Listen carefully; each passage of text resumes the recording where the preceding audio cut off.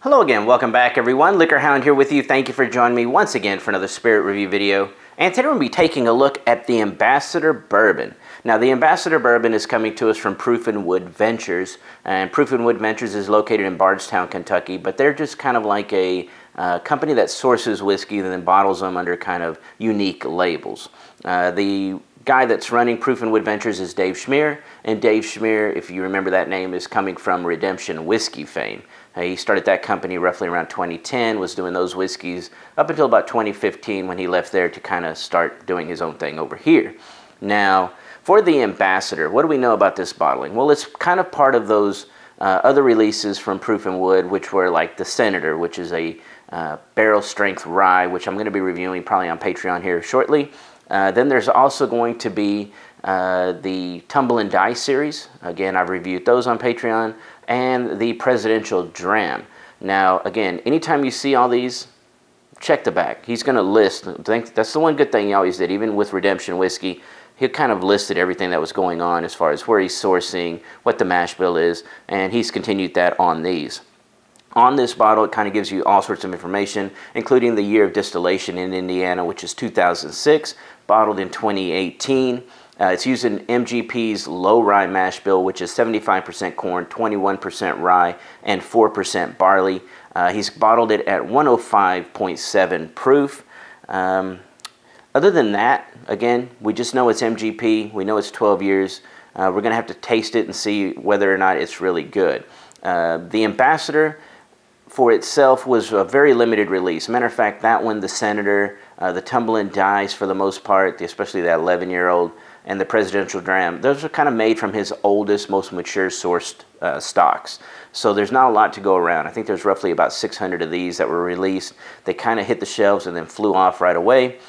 So if you're really hunting for one of these, your best bet is to probably look on secondary markets, on auction houses, that type thing. I know they are selling for double what the MSRP was, which was roughly about $100 per bottle. You'll find them for about $200, $250 on secondary. Now we're going to taste it. I'm going to let you know what I think about it, if it's really worth that, or whether you should just wait for his next release, because MGP is continuing to release products. People are going to, matter of fact, they're about to start bottling their own. So hopefully we can continue to get really good MGP at around 100, if not a little lower if it's not cast strength, but we'll see. All right, for the Ambassador, 12-year color. It's got a really nice color, as you can tell. Let me put it right there in the white background. It's got a really nice deep color, reddish hue to it. On the nose, lots of brown sugar, lots of depth, good amount of oak, red fruit are kind of rolling together in this glass. A little cinnamon, little clove, a little twinge of nutmeg, not a lot, but a smidge. Okay, and then a little black licorice in here. That's real subtle, but it's in there. And it's kind of got a real fudgy tone, sweetness to it as well. When you put your nose really deep in the glass, you can definitely show it's showing out it's 105.7 proof. And there's a little bit of orange oil. All right. Now let's go ahead and taste it and see what we think.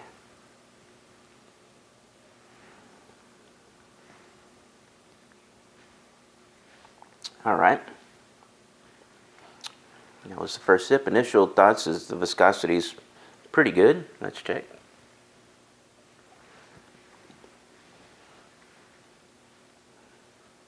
Yeah, viscosity is about just above medium. It is pretty oily. Wow. Enters with a lot of fruit, a lot of red fruit. You start getting the orange oil almost early up front. A lot of oak coming in extra early as well. Even before the mid palate starts to swell, when you start picking up the cinnamon warmth and the little clove and the little sprinkling of nutmeg, a little bit of black licorice laying underneath, but it's very subtle. I personally don't enjoy black licorice, so it's kind of one of those things that I'm pretty sensitive to. I can pick it up in here, but again, kind of like in an absinthe. I can deal with it in absinthe because there's a lot of other things going on, and even though it's very bright there, I enjoy it. Here, it's kind of the same thing. It's a little bit underneath, but there's so much going on. Unless you're really hyper-focused on that, you're not going to pick it up.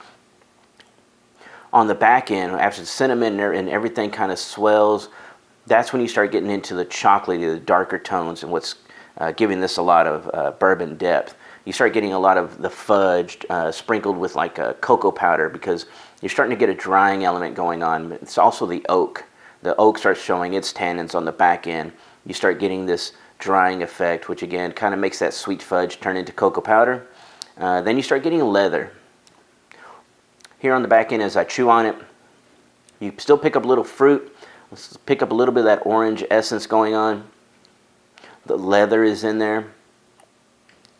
Little tiny bit of tobacco as well, but not what I would enjoy. I love tobacco and bourbon. I would wish it was bigger here, but it is a little bit in there, so it's giving you a little bit of that.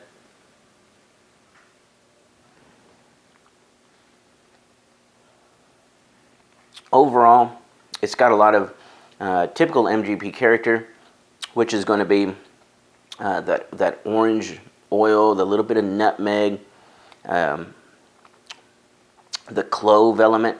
Those are all in there, but they're joined with a lot of great other traditional bourbon characteristics. The oak is a little heavy-handed here, okay? So if you like mature bourbons, if you like bourbons that are 20-ish years of age right in there, then you're probably going to like it. I will say that the oak is not super tannic, which is good, because I'm particularly sensitive to tannins. They'll usually, if I'm drinking a big red wine or there's a lot of oak tannins in a bourbon, my nose will itch. So I'm not getting that here, so it's not to that extent. That's why I kind of rather enjoy this one. But if you don't like a lot of oak in your bourbon, this is not going to be for you. But that's what the Ambassador is all about. So to me, is it worth $100? Sure. Yeah, it's a good $100 bourbon. It's kind of what you used to find in the old Scouts back in the day. But am I going to pay $200, $250 for it? No, I'm not going to do that.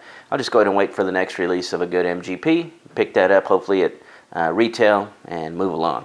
But anyway, thank y'all for watching. Keep leaving all those great comments. Of course, you can always hit me up on Facebook and Twitter at Liquorhound. You can find me on Instagram at The Liquorhound. And of course, go to Patreon if you want to see a lot more of these reviews, because I'm reviewing roughly about one video a week over there.